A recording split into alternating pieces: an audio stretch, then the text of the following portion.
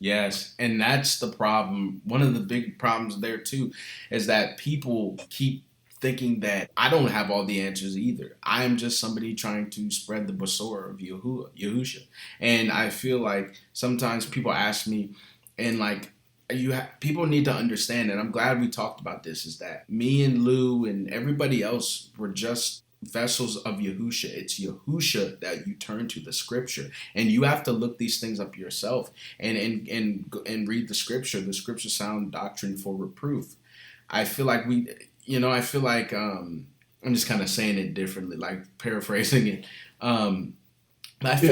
I feel like people, they're just like, I've noticed that with you, that people are just like, you have the answers, and you know everything, and I know I can tell that sometimes you're like, make sure that you can understand it yourself, read it yourself, get close to Yahusha yourself.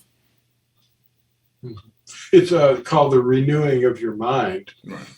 because he's renewing your mind with his perspective instead of the world's perspective. And they've front loaded a lot of junk into your head about the meaning of things. Like I brought out in some videos of mine recently, that when pastors talk about Paul's letters to the Corinthians and Colossians and so forth, and they're falling back into their old patterns.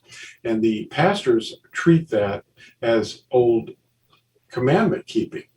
They Mm-hmm. weren't ever commandment keepers. They didn't know anything about Sabbath or the festivals. They weren't taught, but the pressures that they were getting, when Paul says the weak and miserable principles that you once lived in, he's talking about the birthdays and the idols and all that stuff. He's not Mm-hmm. talking about, and special days. The special days he's talking about are the pagan days that Christianity actually adopted.